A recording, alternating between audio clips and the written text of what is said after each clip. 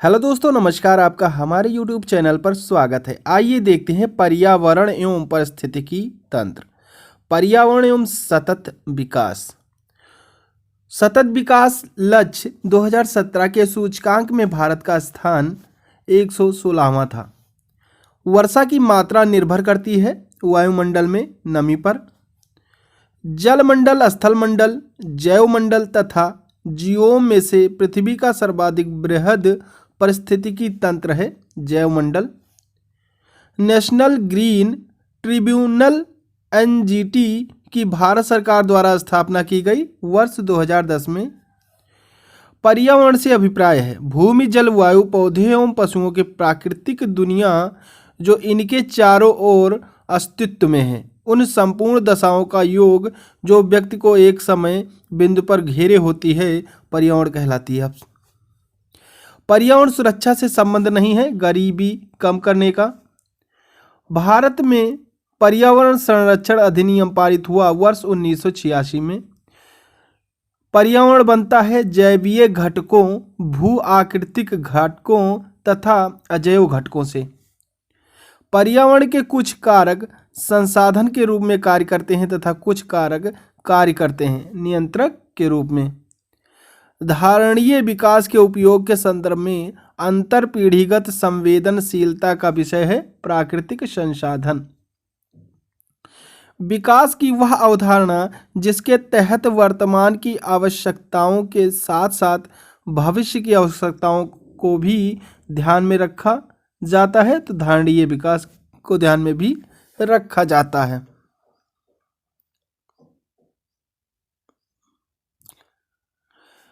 पृथ्वी पर पाए जाने वाले भूमि, जल,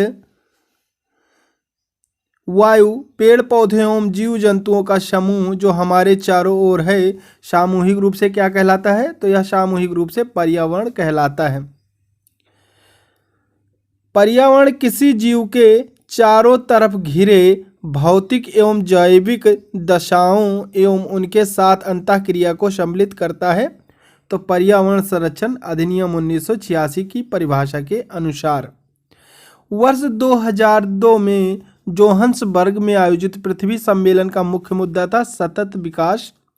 संयुक्त राष्ट्र संघ ने सतत विकास लक्ष्यों का निर्धारण किया था। वे कुल कितने हैं? 17 हैं। सतत विकास लक्ष्यों का प्राप्त करने की प्रगति की दिशा में विभिन्न देशों द्वारा किए गए प्रयासों की प्रगति जानने हेतु निर्माण किया गया सस्टेनेबल डेवलपमेंट इंडेक्स। विश्व पर्यावरण दिवस मनाया जाता है 5 जून को।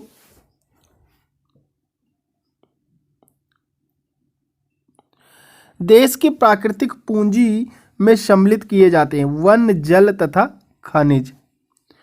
वह संसाधन जो हमें प्रकृति द्वारा प्रदत्त होते हैं कहलाते हैं प्राकृतिक पूंजी अथवा प्राकृतिक संसाधन।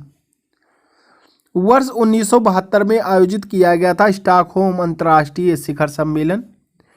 सौर विकिरण की सबसे महत्वपूर्ण भूमिका है जल चक्र। राष्ट्रीय पर्यावरण अभियांत्रिकी शोध संस्थान नीरी अवस्थित है नागपुर में। नीरी कार्य करता है यानी NEERI यानी राष्ट्रीय पर्यावरण अभियांत्रिकी शोध संस्थान विज्ञान एवं प्रौद्योगिकी मंत्रालय के अधीन काम करता है।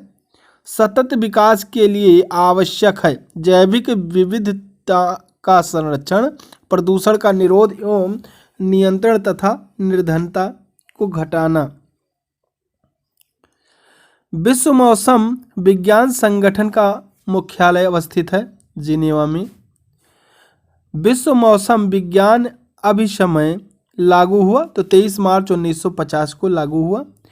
UNEP का मुख्यालय अवस्थित है नैरोबी में। संयुक्त राष्ट्र पर्यावरण कार्यक्रम की स्थापना हुई वर्ष 1972 ईस्वी में। UNEP के वर्तमान प्रमुख हैं एरिक सोलहेम। EPA का पूर्ण रूप है एनवायरमेंटल प्रोटेक्शन एजेंसी। EPA संयुक्त राष्ट्र अमेरिका की संघीय एजेंसी है जिसकी स्थापना 2 दिसंबर 1970 को की गई है। NEA से आशय है तो NEA से आशय नेशनल एनवायरनमेंट अथॉरिटी है। ग्रीन पीस इंटरनेशनल का मुख्यालय अवस्थित है एम्स्टर्डम में। ग्रीन पीस इंटरनेशनल है एक गैर सरकारी पर्यावरण संगठन।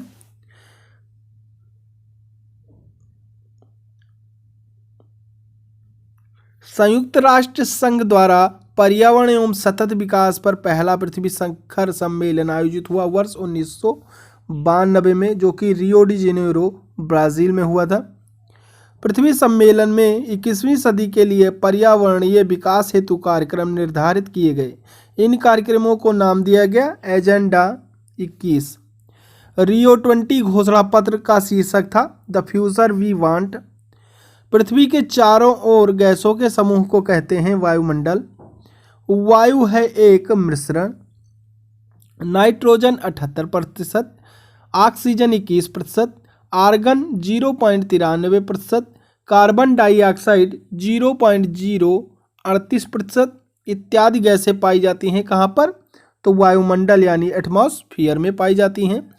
नोबेल गैसों में से वह गैस जो वायु में नहीं पाई जाती है तो वह रेडान है। वातावरण में सर्वाधिक प्रतिशत है नाइट्रोजन का, जो कि 78% है।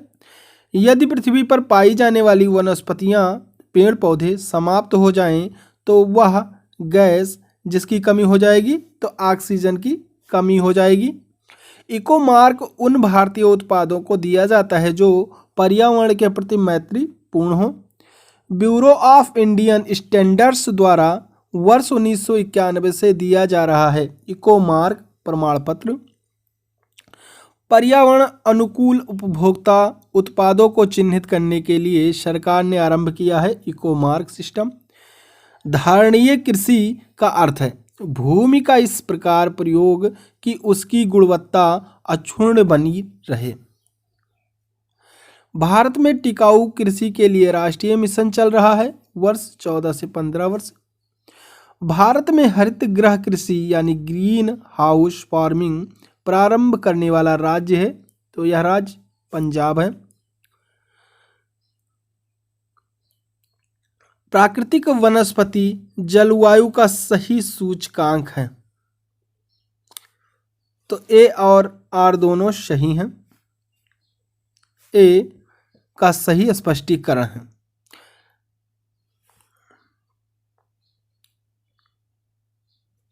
वह कार्य जो पेड़ पौधों का नहीं है, वायु का प्रदूषण। पृथ्वी के कार्बन चक्र में कार्बन डाइऑक्साइड जुड़ती है श्वसन, जैव पदार्थों का अपचय तथा ज्वालामुखी क्रियाओं द्वारा। कार्बन पृथ्वी पर बहुत सारी अवस्थाओं में पाया जाता है। यह अपने मूल रूप में पाया जाता है ग्रेफाइट एवं हीरो में। पृथ्वी के कार्बन चक्र में कार्बन डाइऑक्साइड की मात्रा को नहीं बढ़ाता है, तो यह प्रकाश संश्लेषण नहीं बढ़ाता है। अपक्षय का विचार संबंधित है एक प्राकृतिक क्रिया से जो चट्टानों को सूक्ष्म कणों में विभक्त करती है। नगरीकरण एवं औद्योगिकरण हानिकारक है। संतुलित विकास के लिए, पर्यावरण एवं पारिस्थितिकी के लिए, जैव विविधता के संरक्षण के लिए। राष्ट्रीय हरित न्यायाधिकरण अधिनियम 2010 भारतीय संविधान के जिस प्रावधान के अनुरूप अधिनियमित हुआ था वह है स्वास्थ्य पर्यावरण के अधिकार के अनुरूप, जो अनुच्छेद 21 के अंतर्गत जीवन के अधिकार का अंग माना जाता है।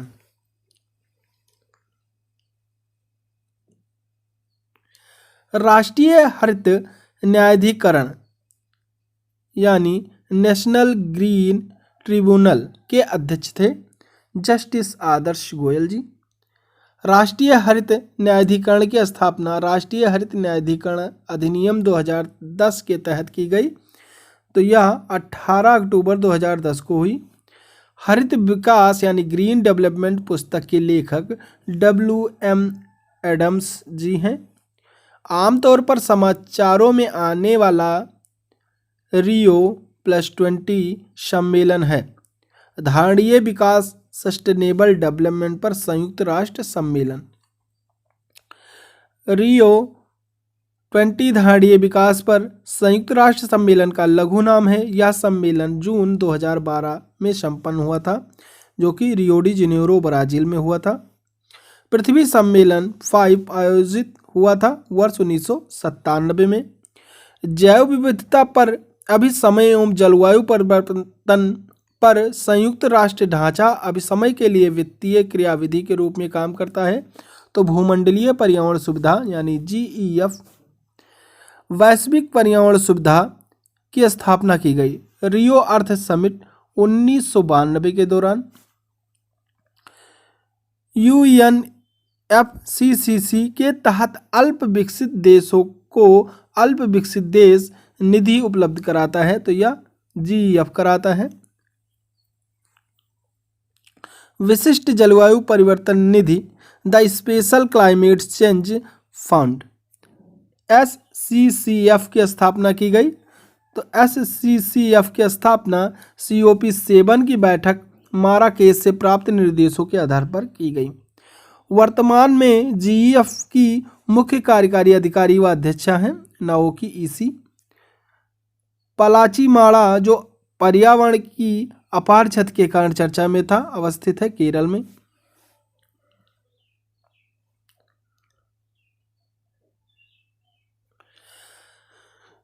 तेईस से 27 जून 1997 के मध्य संयुक्त राष्ट्र महासभा ने एक विशेष बैठक का आयोजन किया जो रियो 5 या पृथ्वी सम्मेलन 5 के नाम से जाना जाता है। तो यह न्यूयॉर्क में हुआ। विकास की वह धारणा जिसके तहत वर्तमान की आवश्यकताओं के साथ साथ भविष्य की आवश्यकताओं को भी ध्यान में रखा जाता है, तो धारणीय विकास है। वैज्ञानिकों, अर्थविदों, सिविल सेवकों तथा व्यवसायियों की एक संस्था जो मानवता के समक्ष उपस्थित होने वाली वैश्विक चुनौतियों के समाधान हेतु सुझाव देती है, तो वह क्लब ऑफ रोम है। अर्थ समिट या पृथ्वी शिखर सम्मेलन स्टॉकहोम सम्मेलन की 20वीं वर्षगांठ मनाने के लिए आयोजित किया गया। इसमें सम्मिलित देशों ने धारणीय विकास के लिए एक कार्यवाही योजना स्वीकृत की जिसे जाना जाता है एजेंडा 21 के नाम से। पर्यावरण सुरक्षा अधिनियम EPA को अन्य जिस नाम से जाना जाता है वह है छाता विधान। वर्ष 1972 में स्टॉकहोम में आयोजित संयुक्त राष्ट्र के प्रथम मानव पर्यावरण सम्मेलन के निर्णयों को कार्यान्वित करने के उद्देश्य से भारत सरकार ने पारित किया पर्यावरण संरक्षण अधिनियम 1986। जेनेटिक इंजीनियरिंग अनुमोदन समिति का गठन किया गया पर्यावरण संरक्षण अधिनियम 1986 के अधीन। जेनेटिक इंजीनियरिंग अनुमोदन समिति का नाम बदलकर आनुवांशिक इंजीनियरिंग अनुमोदन समिति शब्दों के स्थान पर जहां कहीं वे जाते हैं शब्द रखे जाएंगे आनुवांशिक इंजीनियरिंग आकलन समिति।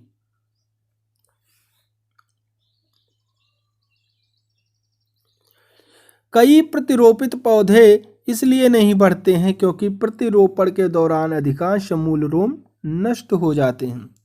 मूल रोम की कोसा भित्ति मुख्यतः बनी होती है सेल्यूलोज से।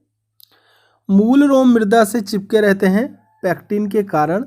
पर्यावरण अपकर्ष से अभिप्राय है पर्यावरण गुणों का पूर्ण रूप से निम्नीकरण, मानवीय क्रियाकलापों से विपरीत परिवर्तन लाना तथा पारिस्थितिकीय विभिन्नता के परिणामस्वरूप पारिस्थितिकीय असंतुलन। पर्यावरण संतुलन के संरक्षण से संबंधित है। वन नीति, पर्यावरण सुरक्षा अधिनियम 1986, औद्योगिक नीति तथा शिक्षा नीति।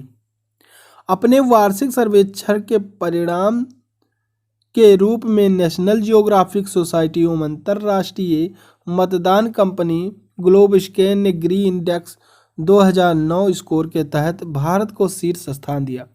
वह स्कोर है विभिन्न देशों में पर्यावरण रूप से धारणीय उपभोक्ता व्यवहार का मापक।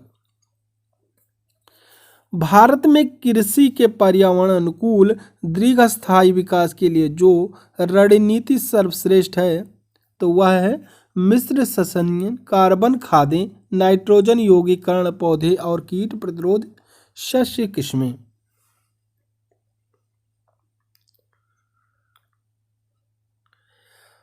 प्राकृतिक कृषि का अन्वेषण है मसानोबु फुफुका। पर्यावरण संरक्षण के लिए ग्रीन आर्मी का प्रारंभ ऑस्ट्रेलिया ने किया। पारिस्थितिकी तंत्र के संबंध में सही कथन। पारिस्थितिकी तंत्र किसी निश्चित समय इकाई के समस्त जीवों तथा भौतिक पर्यावरण का प्रतिनिधित्व करता है। यह एक कार्यशील इकाई है। इसकी स्थापना उत्पादकता के आधार पर होती है। तो आइए देखते हैं पारिस्थितिकी के कुछ क्वेश्चन। 10% नियम संबंधित है। तो ऊर्जा का खाद्य रूप के एक पोषी स्तर से दूसरे पोषी स्तर तक पहुंचाने से। जीव से जैवमंडल तक जैविक संगठन का सही क्रम है। तो पहले जनसंख्या, फिर समुदाय, फिर पारिस्थितिकी तंत्र, फिर भूदृश्य। स्वपोषी स्वपोषण स्तर पर उत्पादन को कहा जाता है प्राथमिक उत्पादकता। परपोषी यानी विषम पोषण स्तर के उत्पादन के संदर्भ में आता है तो द्वितीयक उत्पादकता। एक पारिस्थितिकी तंत्र में ऊर्जा की मात्रा एक पोषण स्तर से अन्य स्तर में स्थानांतरण के पश्चात घटती है।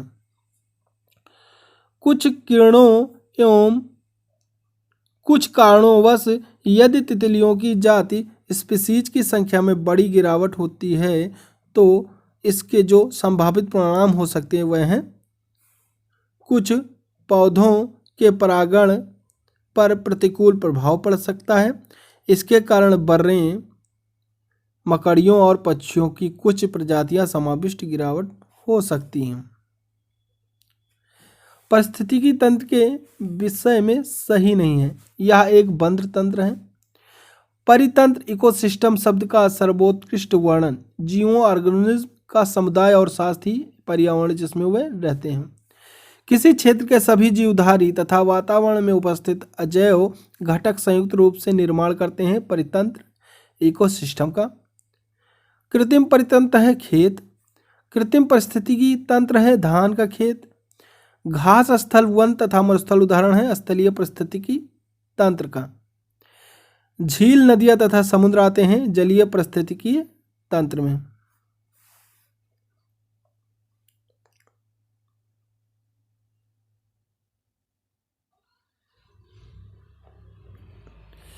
पारिस्थितिक संबंधों का अध्ययन है जीव और वातावरण के बीच। जीव विज्ञान की एक शाखा है जिसमें जीव समुदायों तथा उनके वातावरण के मध्य पारस्परिक संबंधों का अध्ययन करते हैं तो पारिस्थितिकी है। अर्नेस्ट हैकल ने पारिस्थितिकी यानी इकोलॉजी शब्द का प्रयोग इकोलॉजी के नाम से किया।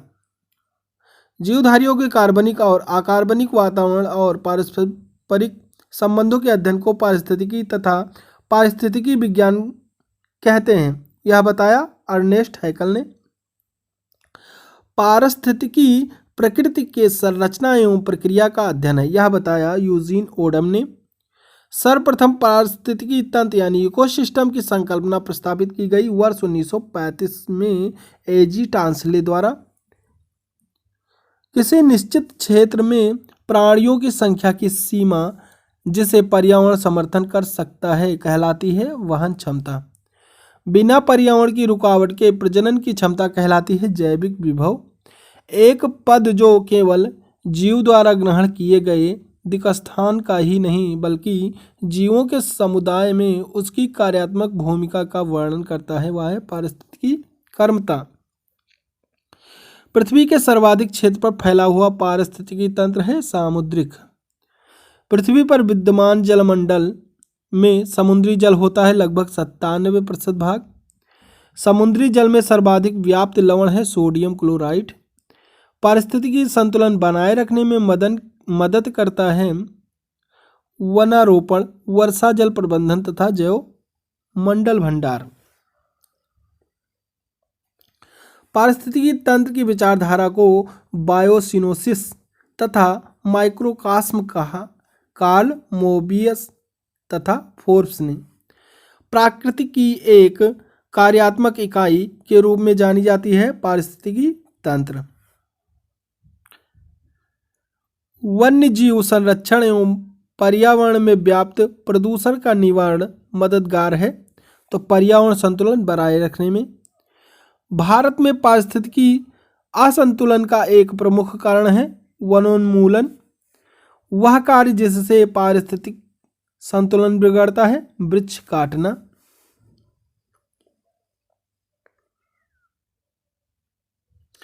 पारिस्थितिकी तंत्र यानी इकोसिस्टम में उच्चतम पोषण स्तर का स्थान प्राप्त है सर्वाहारी को। पारिस्थितिकी तंत्र का एक जीवीय संगठन नहीं है वायु। पारिस्थितिकी निकाय में ऊर्जा का प्राथमिक स्रोत है सौर ऊर्जा। परितंत्र में खाद्य श्रृंखलाओं के संदर्भ में जिस प्रकार के जीव अपघटक जीव कहलाते हैं, कवक और जीवाणु। अपघटक वे जीव होते हैं जो अपक्षय या सड़न की प्रक्रिया को तेज करते हैं जिससे पुनः चक्रीकरण हो सके पोषक तत्वों का। निर्जीव कार्बनिक तत्वों को अकार्बनिक यौगिकों में तोड़ते हैं अपघटक द्वारा। सूक्ष्म जीवों की एक विस्तृत किस्म जैसे फफूंद, जीवाणु, गोलकृमि, प्रोटोजोआ और केचुआ भूमिका अदा करते हैं अपघटकों की। प्राथमिक उपभोक्ता हैं चींटी तथा हिरण। किसी खाद्य श्रृंखला मुख्यतः प्राथमिक उपभोक्ता की श्रेणी में आते हैं शाकाहारी प्राणी। ऐसे पदार्थ जिनके ऑक्सीकरण के पश्चात जीवधारियों को ऊर्जा प्राप्त होती है कहे जाते हैं खाद्य यानी फूड। जीवों द्वारा ऊर्जा प्रवाह होता है एक दिशीय। आहार श्रृंखला का निर्माण करते हैं घास, बकरी तथा मानव। जीवभार का पिरामिड जिस पारिस्थितिकी तंत्र में उलट जाता है वह है तालाब। पारिस्थितिकीय तंत्र के विभिन्न स्तरों के प्रति इकाई क्षेत्र में उपस्थित जीवभार के रेखा चित्रीय निरूपण को कहते हैं जीवभार का पिरामिड। स्थलीय पारिस्थितिकी तंत्र में जीवभार का पिरामिड होता है सीधा। पारिस्थितिकी तंत्र में डीडीटी का समावेश होने के बाद किस एक जीव में उसका समता अधिकांश साधारण प्रदर्शित होगा? सांप में।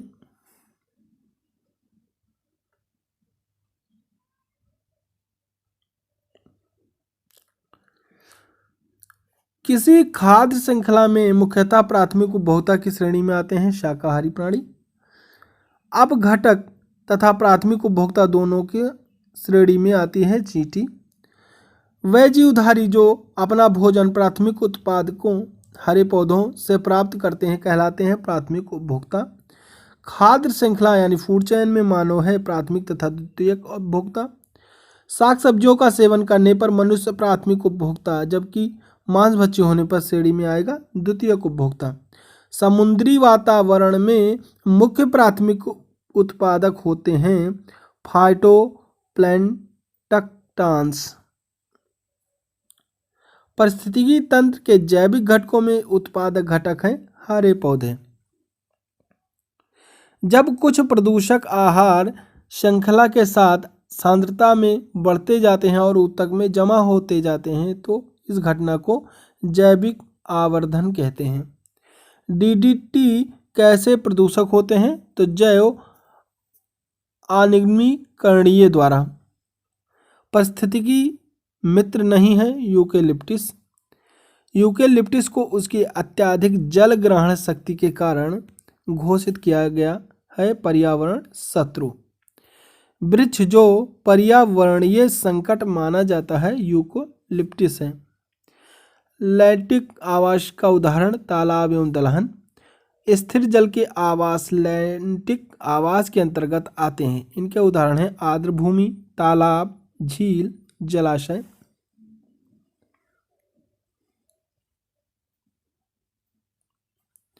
बहते जल के आवास लैटिक आवास कहे जाते हैं जैसे नदी। हरे पौधे सूर्य के प्रकाश का उपयोग करके अपना आहार स्वयं निर्मित करते हैं प्रकाश संश्लेषण की विधि द्वारा। प्रथम पोषक स्तर के अंतर्गत आते हैं हरित पादप। पौधे हरे रंग के लवण क्लोरोफिल की सहायता से करते हैं प्रकाश संश्लेषण। जीवित घटकों में शामिल होने के कारण पारिस्थितिकी तंत्र से संबंधित हैं हरे पौधे। एक घास स्थलीय पारिस्थितिकी तंत्र के खाद्य श्रृंखला में विभिन्न घटकों का सही क्रम है। घास जो कि उत्पादक है, फिर टिड्डा प्राथमिक उपभोक्ता हो जाएंगे, मेंढक द्वितीयक उपभोक्ता, सर्प तृतीयक उपभोक्ता। दो भिन्न समुदायों के बीच का संक्रांति क्षेत्र कहलाता है इकोटोन।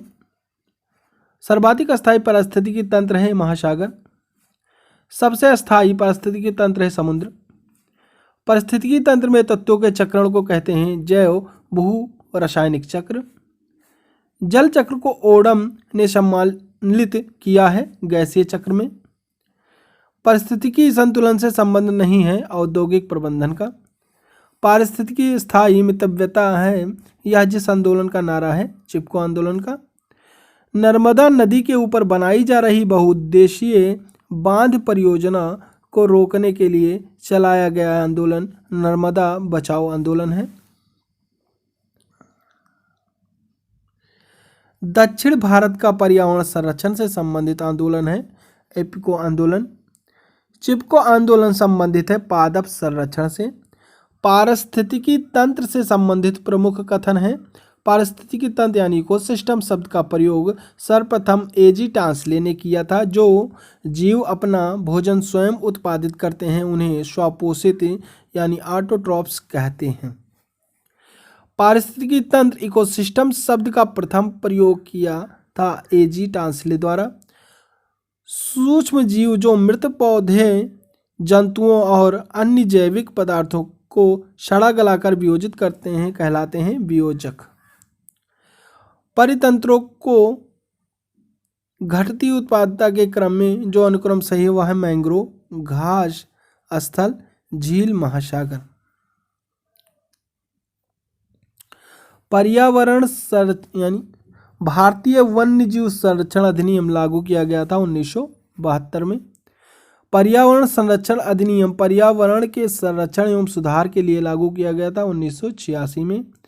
जनजातियों एवं अन्य पारंपरिक वन निवासियों के वन अधिकारों को मान्यता अधिनियम लागू किया गया था दिसंबर 2006 में।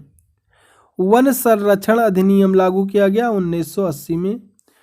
मिलेनियम इकोसिस्टम असेसमेंट पारिस्थितिक तंत्र की सेवाओं के प्रमुख वर्गों का वर्णन करता है। व्यवस्था, समर्थन, नियंत्रण, संरक्षण और सांस्कृतिक। वह जो एक समर्थन सेवा है, पोषक चक्रण और फसल परागण। एक साधारण समुद्री आहार श्रृंखला का सही क्रम है। सही क्रम जो है देखते हैं।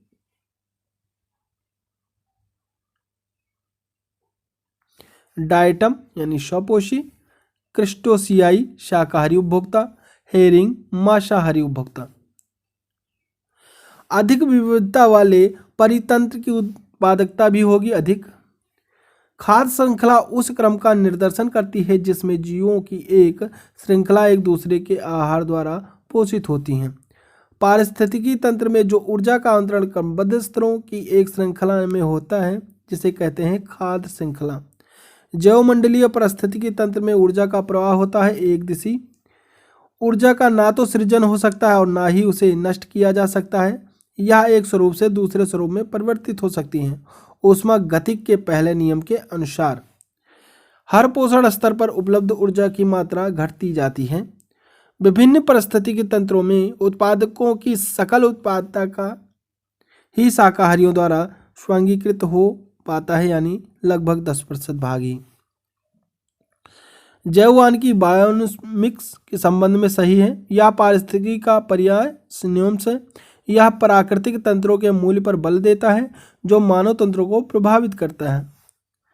जैववानिकी अर्थात बायोनॉमिक्स शब्द बायो तथा नॉमिक्स शब्द से मिलकर बना है। बायो शब्द का तात्पर्य जीव या जीवन से है जबकि नॉमिक्स ग्रीक शब्द नोमोस से उत्पन्न है जिसका अर्थ है नियम, लॉ। यानी बायोनॉमिक्स शब्द का शाब्दिक अर्थ है जीवन के नियम।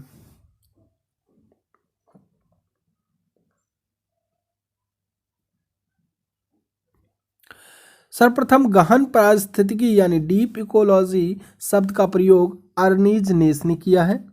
पारिस्थितिकी निसे यानी आला की संकल्पना के प्रतिपादक हैं ग्रीनले। पारिस्थितिकीय परछाप के माप की इकाई भूमंडलीय हेक्टर है। एक मनुष्य के जीवन को पूर्ण रूप से धारणीय करने के लिए आवश्यक न्यूनतम भूमि को कहते हैं पारिस्थितिकीय पदछाप। अविवेकशील जीवन शैली जिसमें पारिस्थितिकी तंत्र के घटकों यथा जल, ऊर्जा इत्यादि का आवश्यकता से अधिक दोहन किया जाता है, बढ़ा देती है पदछाप के आकार को। किसी जल निकाय में घनत्व प्रवणता को दर्शाती है पिक्नोक्लाइन। किसी जल निकाय में लवणता प्रवणता को प्रदर्शित करती है हैलोक्लाइन। किसी जल निकाय में गहराई के साथ तापमान परिवर्तन को दर्शाती है थर्मोक्लाइन।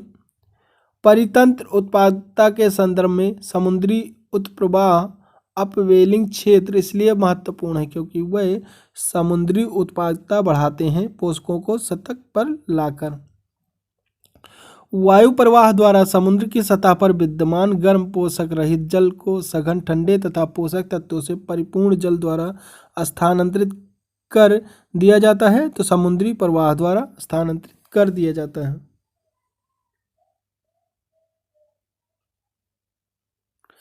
पारिस्थितिकी संवेदी क्षेत्र में वह क्षेत्र है जिन्हें घोषित किया गया है पर्यावरण संरक्षण अधिनियम 1986 के तहत। पारिस्थितिकी संवेदन क्षेत्रों में कृषि को छोड़कर सभी मानव क्रियाओं का निषेध नहीं है, बल्कि कुछ पर प्रतिबंध लगाया गया है और कुछ को किया गया है तो विनियमित।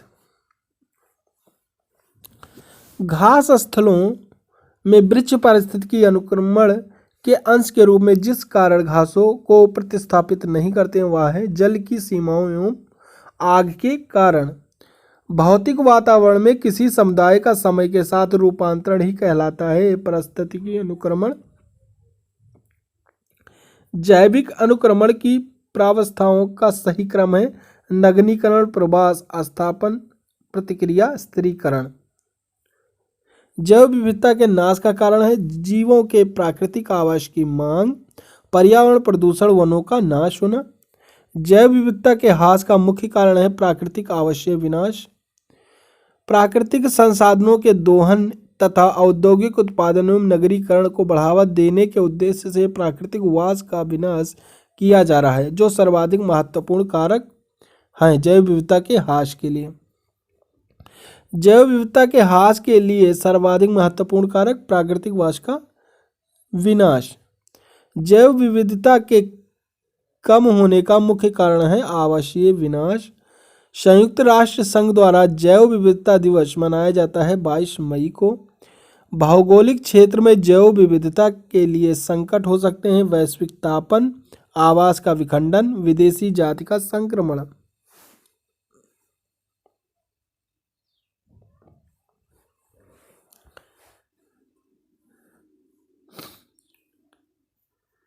जैव विविधता के लिए बड़ा खतरा है प्राकृतिक आवासों वनस्पति का विनाश तथा झूम खेती। देश के पूर्वी और उत्तर पूर्वी हिस्सों में खेती प्रचलित जो खेती का वैज्ञानिक तरीका है झूम खेती है। जैव विविधता हॉटस्पॉट स्थलों में शामिल है पूर्वी हिमालय। वर्ष 1916 में पौधों की विभिन्न प्रजातियों का अध्ययन किया गया। अनुक्रमण का सर्वमान्य परिभाषा है एफ कलमेंट ने दी। वह प्राकृतिक विधि जिसके अंतर्गत एक ही निहित तथा निश्चित स्थान पर एक विशेष समूह दूसरे समूह द्वारा विस्थापित हो जाते हैं अनुक्रमण कहलाते हैं। जैव विविधता राष्ट्रीय उद्यानों में आनुवंशिक विविधता का रख रखाव किया जाता है इन सीटू संरक्षण द्वारा। ट्रैफिक मिशन यह सुनिश्चित करता है कि वन्य पादपों एवं जंतुओं के व्यापार से खतरा न हो। प्रकृति संरक्षण को ट्रैफिक की स्थापना वर्ष 1976 में की गई थी। यह रणनीति WWF एवं IUCN का गठबंधन है। जैव विविधता को इस प्रकार परिभाषित किया जाता है किसी पर्यावरण में विभिन्न प्रजातियों की श्रेणी में। भारत में जैव विविधता के ताप स्थल हॉटस्पॉट हैं पूर्वी हिमालय के पश्चिमी घाट। जैव विविधता हॉटस्पॉट केवल उष्णकटिबंधीय प्रदेशों में ही नहीं बल्कि उच्च अक्षांशीय प्रदेशों में भी पाए जाते हैं। भारत में जैव विविधता हॉटस्पॉट स्थल हैं। यह हॉटस्पॉट पूर्वी हिमालय, पश्चिमी घाट, म्यांमार भारत सीमा एवं स्विट्जरलैंड है। भारत में जैव विविधता की दृष्टि से संतृप्त क्षेत्र पश्चिमी घाट हैं। जैव विविधता के संदर्भ में भारत में क्षेत्र हॉटस्पॉट माना जाता है अंडमान निकोबार द्वीप समूह को। हॉटस्पॉट शब्दों का सर्वप्रथम प्रयोग वर्ष 1988 में नॉर्मन मार्स ने किया था, जहां पर जातियों की पर्याप्त तथा स्थानीय जातियों की अधिकता पाई जाती है, लेकिन साथ ही इन जीवों जंतुओं के अस्तित्व पर निरंतर संकट बना हुआ है, वह क्षेत्र कहलाता है हॉटस्पॉट। सबसे लंबा जीवित वृक्ष है सिकोया। जैव विविधता का अर्थ है एक निर्धारित क्षेत्र में विभिन्न प्रकार के पादप एवं जंतु। जैव विविधता का सबसे महत्वपूर्ण पहलू है पारिस्थितिकी तंत्र का निर्वहन।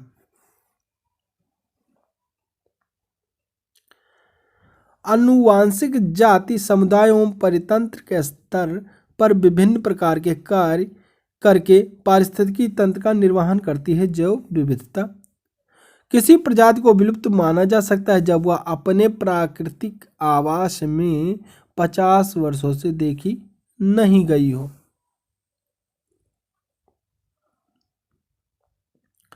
किसी प्रजाति के विलोपन के लिए उत्तरदायी हैं बड़े आकार वाला शरीर, संकुचित कर्मता, आनुवंशिक भिन्नता की कमी। किसी प्रजाति के विलोपन के लिए उत्तरदायी नहीं है व्यापक नीच। प्राकृतिक एवं प्राकृतिक संसाधन अंतर्राष्ट्रीय संरक्षण एवं IUCN द्वारा विलुप्त के कगार पर खड़े संकटग्रस्त पौधों और पशु जातियों की सूचियां सम्मिलित की जाती हैं रेड डाटा बुक्स में। रेड डाटा बुक्स अथवा रेड लिस्ट से संबंधित संगठन IUCN है। प्राणी समूह जो संकटापन्न जातियों के संवर्ग के अंतर्गत आता है महान भारतीय सारंग, कस्तूरी मृग, लाल पांडा और एशियाई वन्य गधा।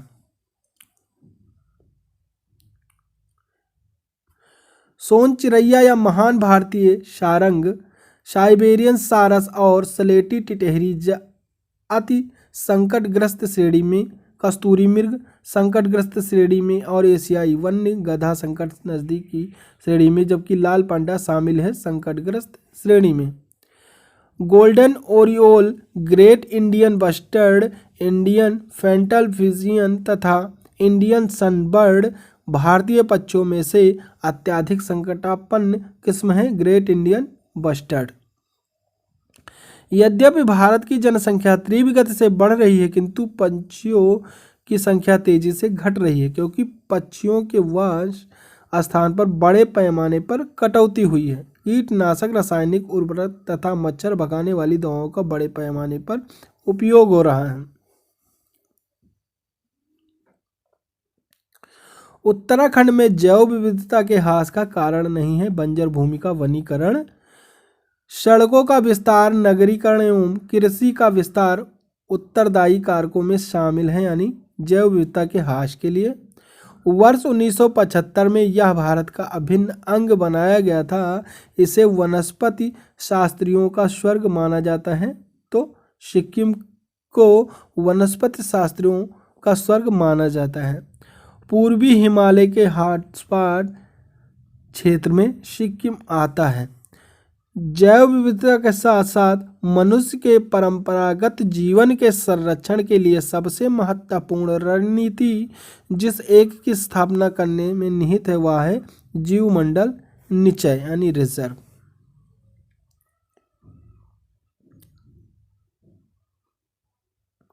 जैव विविधता के संरक्षण के लिए महत्वपूर्ण रणनीति जैवमंडल रिजर्व वह स्थल जो वनस्पति संरक्षण हेतु स्वस्थान पद्धति नहीं है, वनस्पतिक उद्यान है। क्रायो बैंक XC2 संरक्षण के लिए जो गैस सामान्यतः प्रयोग होती है वह है नाइट्रोजन।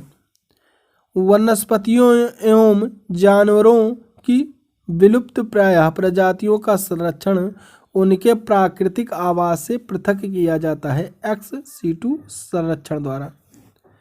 सर्वाधिक जैव विविधता पाई जाती है उष्णकटिबंधीय वर्षा वनों में। उष्णकटिबंधीय वर्षा वनों का विस्तार पाया जाता है 10 अंश उत्तरी तथा 10 अंश दक्षिणी अक्षांशों के मध्य।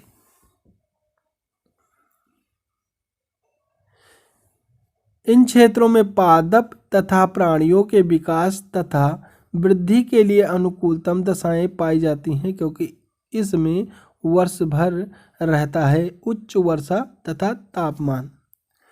किसी निश्चित भौगोलिक क्षेत्र में पाए जाने वाले जीवों की संख्या तथा उनकी विविधता को कहा जाता है जैव विविधता। सर्वाधिक जैव विविधता पाई जाती है उष्णकटिबंधीय वर्षा वन यानी बायोम में। प्राणियों और पादपों की जातियों में अधिकतम विविधता मिलता है उष्णकटिबंध के आर्द्र वनों में। जैव विविधता में परिवर्तन होता है क्योंकि यह भूमध्य रेखा की तरफ बढ़ती है। सर्वाधिक जैव विविधता पाई जाती है उष्णकटिबंधीय क्षेत्रों में। शांत घाटी, कश्मीर, सुरमा घाटी तथा फूलों की घाटी में से सर्वाधिक जैव विविधता पाई जाती है शांत घाटी में।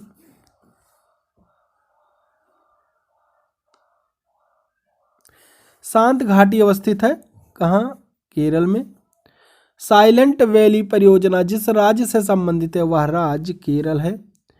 फूलों की घाटी अवस्थित है उत्तराखंड में। आर्द्र क्षेत्रों में जिन्हें रामसर का दर्जा प्राप्त है चिल्का झील, लोकटक, केवलादेव तथा वुलर झील। रामसर सूची अंतर्राष्ट्रीय महत्व की आर्द्र भूमियों की सूची है। इस सूची में वर्तमान में भारत शामिल है। कुल 26 स्थल। रामसर कन्वेंशन के अंतर्गत रामसर स्थल है भोज आर्द्र स्थल। रामसर सम्मेलन का संरक्षण से संबंधित था नम भूमि के। वेटलैंड दिवस मनाया जाता है 2 फरवरी को।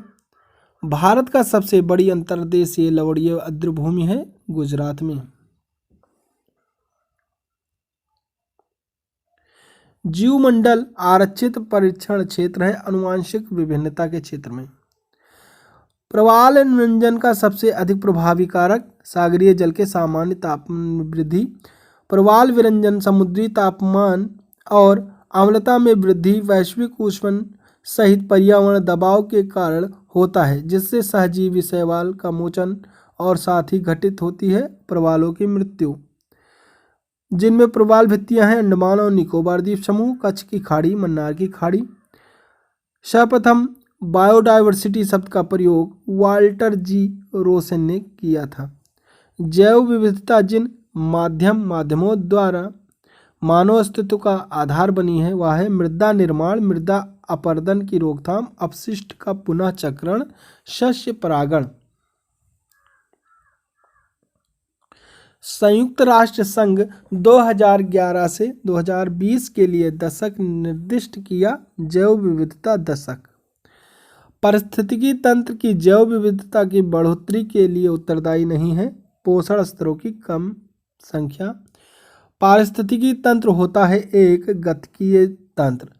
हिमालय पर्वत प्रदेश जाति विविधता की दृष्टि से अत्यंत समृद्ध है।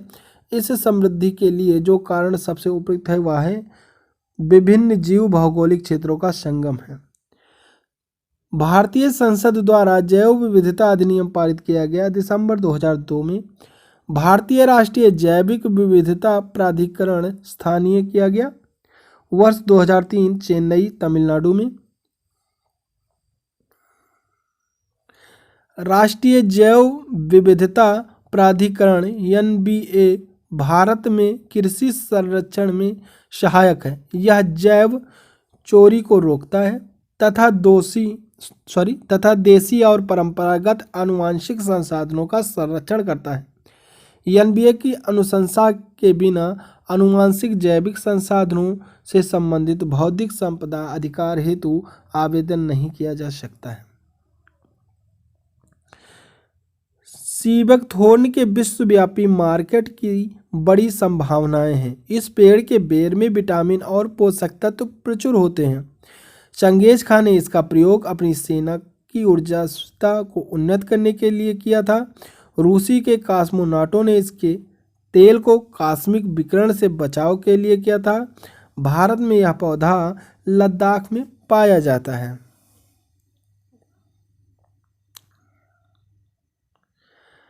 भारत सरकार सीबकथॉर्न की खेती को प्रोत्साहित कर रही है। इस पादप का महत्व मृदा क्षरण के नियंत्रण में सहायक है और मरुस्थलीकरण को रोकता है। पोषकीय मान होता है और यह उच्च तुंगता वाले ठंडे क्षेत्रों में जीवित रहने के लिए भलीभांति अनुकूलित होता है। तो यह भारत में ले बेरी के नाम से लोकप्रिय एक पर्णपाती झाड़ी सीवक थोर्न है। पिछले 10 वर्षों में गिद्धों की संख्या एकाएक गिरावट आई है। इसके लिए उत्तरदायी कारक एक साधारण सी दर्द निवारक दवा है जिसका उपयोग किसानों द्वारा पशुओं के लिए दर्द निवारक के रूप में एवं बुखार के इलाज में किया जाता है। यह दवा कौन सी है? Diclofenac sodium.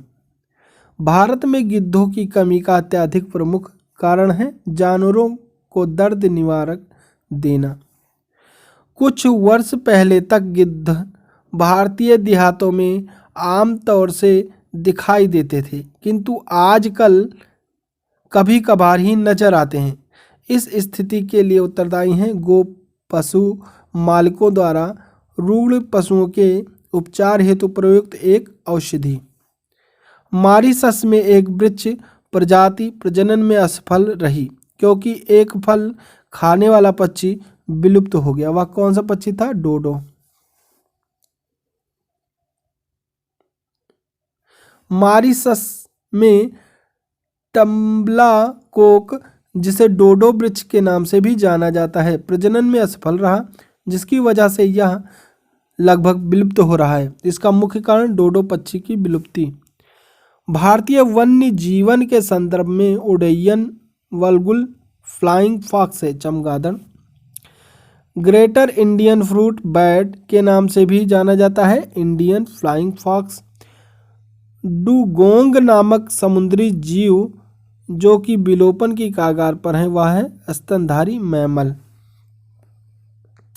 भारत में पाए जाने वाले स्तनधारी ड्यूगोंग के संदर्भ में सही है। यह एक शाकाहारी समुद्री जानवर है। इसे वन्यजीव संरक्षण अधिनियम 1972 की अनुसूची 1 के अधीन विधिक संरक्षण दिया गया है। यह एक समुद्री स्तनधारी है और घास खाने की इनकी आदत के कारण इन्हें समुद्री गाय भी कहा जाता है। किसको? ड्यूगोंग को। जिन 3 मानकों के आधार पर पश्चिमी घाट श्रृंखला एवं इंडो बर्मा क्षेत्रों को जैव विविधता के प्रखर स्थलों यानी हॉटस्पॉट्स के रूप में मान्यता प्राप्त हुई है, वह है जाति बहुलता, स्पीशीज रिचनेस, स्थानिकता एवं अंश का बोध। बर्ड लाइफ इंटरनेशनल नामक संगठन के संदर्भ में कथन सही है। यह संरक्षण संगठनों की विश्वव्यापी भागीदारी है। यह महत्वपूर्ण पक्षी एवं जैव विविधता क्षेत्र, इम्पोर्टेंट बर्ड एवं बायोडाइवर्सिटी एरियाज के रूप में ज्ञात यानी निर्दिष्ट स्थलों का पहचान करता है। जैव विविधता हॉटस्पॉट की संकल्पना दी गई थी ब्रिटिश पर्यावरणविद नॉर्मन मायर्स द्वारा। जैव सुरक्षा पर कार्टाजेना उपसंधि प्रोटोकॉल के पक्षकारों की प्रथम बैठक 23 से 27 फरवरी 2004 के मध्य संपन्न हुई थी, जो कि मलेशिया की राजधानी कुआलालंपुर में। भारत ने जैव सुरक्षा उपसंधि जैव विविधता पर समझौते पर हस्ताक्षर किया 23 जनवरी 2001 को। जैव सुरक्षा उपसंधि प्रोटोकॉल संबंध है आनुवांशिक रूपांतरित जीवों से। जैव सुरक्षा उपसंधि जैव विविधता पर समझौते का सदस्य नहीं है संयुक्त राज्य अमेरिका। जैव सुरक्षा बायोसेफ्टी का कार्टाजेना प्रोटोकॉल कार्यान्वित करता है पर्यावरण एवं वन मंत्रालय को। बलुई और लवणीय क्षेत्र एक भारतीय पशु जाति का प्राकृतिक आवास है। उस क्षेत्र में उस पशु के कोई भरपक्षी नहीं है, किंतु आवास ध्वंस होने के कारण उसका अस्तित्व खतरे में है। यह पशु भारतीय वन्य गधा है। जैव विविधता पर संयुक्त राष्ट्र सम्मेलन के दलों का 10वां सम्मेलन आयोजित किया गया नगोया में। जैव विविधता पर संयुक्त राष्ट्र सम्मेलन के दलों का 11वां सम्मेलन हैदराबाद भारत में 8 से 19 अक्टूबर 2012 के मध्य आयोजित किया गया था। UNREDD प्रोग्राम की समुचित अभिकल्पना एवं प्रभावी कार्यान्वयन महत्वपूर्ण रूप से योगदान दे सकते हैं जैव विविधता का संरक्षण करने में। वन्य पारिस्थितिकी की समतुल्यशीलता पर तथा गरीबी कम करने में।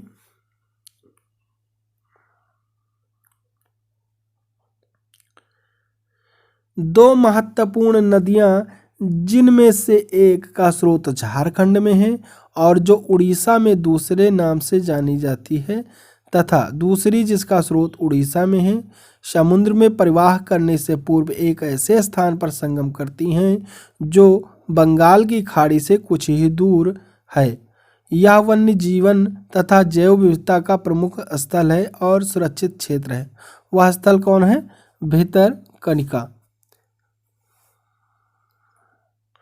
प्रकृति एवं प्राकृतिक संसाधनों के संरक्षण के लिए अंतर्राष्ट्रीय संघ international union for conservation of nature and natural resources यानी IUCN तथा वन्य प्राणी जाति एवं वनस्पति जाति की संकटापन्न स्पीशीज के अंतर्राष्ट्रीय व्यापार पर कन्वेंशन यानी convention on international trade and endangered species of wild फाना एंड फ्लोरा के संदर्भ में सही है। IUCN प्राकृतिक पर्यावरण के बेहतर प्रबंधन के लिए है। विश्व भर में हजारों क्षेत्र परियोजनाएं चलाता है। CITES उन राज्यों पर वैध रूप से आबद्ध कर है जो इसमें शामिल हुए हैं, लेकिन यह कन्वेंशन राष्ट्रीय विधियों का स्थान नहीं है। IUCN एक अंतर्राष्ट्रीय संगठन है जो प्रकृति संरक्षण एवं प्राकृतिक संसाधनों के सतत प्रयोग के क्षेत्र में कार्यरत है या अंग नहीं है। संयुक्त राष्ट्र का परितंत्र एवं जैव विविधता का अर्थतंत्र नामक पहल के संदर्भ में सही है। यह एक विश्वव्यापी पहल है जो जैव विविधता के आर्थिक लाभों के प्रति ध्यान आकर्षित करने पर केंद्रित है। यह ऐसा उपागम प्रस्तुत करता है जो परितंत्रों एवं जैव विविधता के मूल्यों की पहचान, निर्देशन और अभिग्रहण में निर्णयकर्ताओं की सहायता कर सकता है। TEEB संयुक्त राष्ट्र पर्यावरण कार्यक्रम यूनाइटेड नेशन एनवायरनमेंट प्रोग्राम यानी TEEB के अंतर्गत कार्य करने वाली संस्था है। इसका कार्यालय है जिनेवा, स्विट्जरलैंड में। सिंह पुच्छी वानर माकाक अपने प्राकृतिक आवास में पाया जाता है। तमिलनाडु, केरल, कर्नाटक में।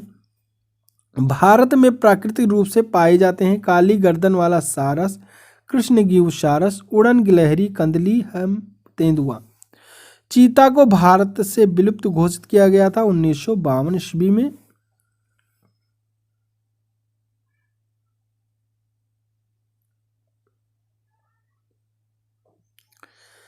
समुद्र तल से 3000 से 4500 मीटर की ऊंचाई पर पाया जाता है हिम तेंदुआ।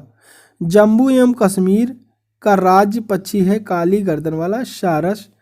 भारत में सर्वाधिक उड़न गिलहरी है हिमालय के पर्वतीय क्षेत्रों में। शीत निष्क्रियता की परिघटना का प्रेक्षण किया जा सकता है चमगादड़, भालू, कृंतक, रोडेंट में।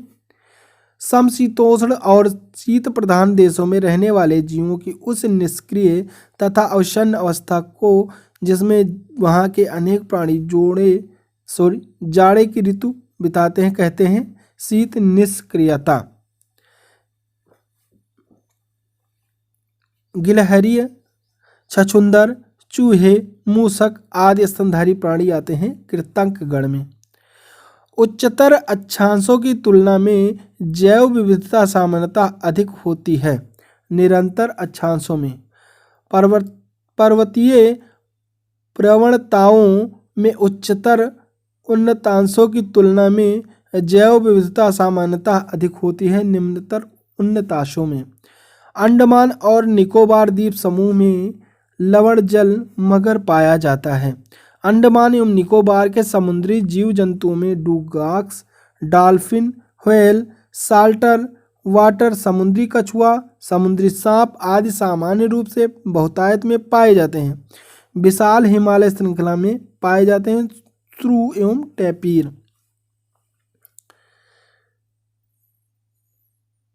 भारत में उत्तर पूर्व के सघन वनों में रहता है स्लो लोरिस। वृक्षों पर रहने वाला वह स्तनधारी जिसका जूलॉजिकल नाम एलुरस फल्गेंस है। तो यह रेड पांडा है। भारत में रेड पांडा प्राकृतिक रूप से पाया जाता है उत्तर पूर्वी भारत के उप हिमालयी क्षेत्रों में।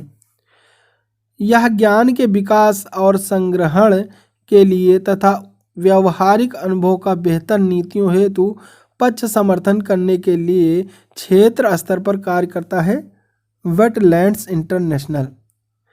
वेटलैंड्स इंटरनेशनल एक गैर सरकारी एवं गैर लाभकारी वैश्विक संगठन है जो आर्द्र भूमियों एवं उनके संसाधनों को बनाए रखने तथा उन्हें पुनः स्थापित करने हेतु कार्यरत है। इसका मुख्यालय नीदरलैंड्स में स्थित है।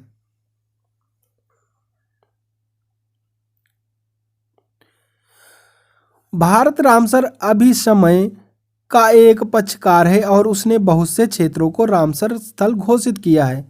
वह कथन जो अभिसमय के संदर्भ में सर्वोत्तम रूप से बताता है कि इन स्थलों का अनुसरण कैसे किया जाना चाहिए। तो इन सभी स्थलों का पारिस्थितिकीय तंत्र उपागम से संरक्षण किया जाए और साथ साथ उनके धारणीय उपयोग की अनुमति दी जाए।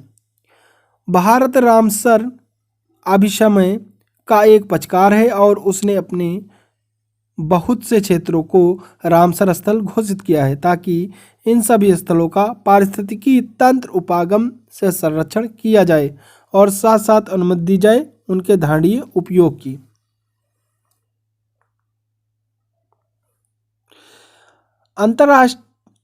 यदि अंतर्राष्ट्रीय महत्व की किसी आर्द्र भूमि को मॉन्ट्रियो रिकॉर्ड के अधीन लाया जाए तो इससे अभिप्राय है मानव हस्तक्षेप के परिणाम स्वरूप आर्द्र भूमि में पारिस्थितिकी स्वरूप में परिवर्तन हो गया है, हो रहा है या होना संभावित है।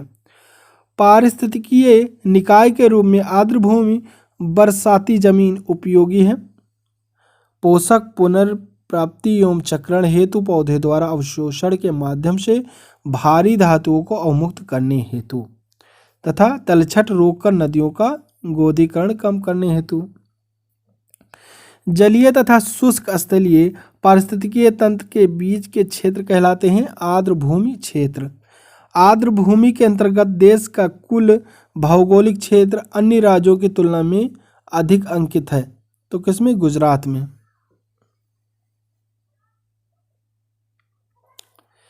भारत में तटीय आर्द्र भूमि का कुल भौगोलिक क्षेत्र आंतरिक आर्द्र भूमि के कुल भौगोलिक क्षेत्र से कम है। जैव द्रव्यमान का वार्षिक उत्पादन न्यूनतम होता है गहरे सागर में। जैव द्रव्यमान के उत्पादन की दृष्टि से प्रथम स्थान पर आते हैं उष्णकटिबंधीय वर्षा वन। टुमारोज बायोडायवर्सिटी पुस्तक की लेखक वंदना शिवा हैं। जैव विविधता से संबंध रखते हैं खाद्य एवं कृषि हेतु पादप। आनुवांशिक संसाधनों के विषय में अंतर्राष्ट्रीय संधि। मरुभवन का सामना करने हेतु संयुक्त राष्ट्र अभिसमय विश्व विरासत अभिसमय।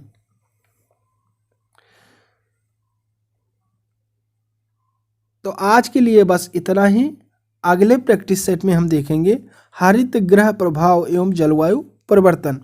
अगर आपको हमारा यह प्रश्न पसंद आता है तो आप हमारे चैनल को सब्सक्राइब करें और शेयर करें। Thank you. जय हिंद, जय भारत।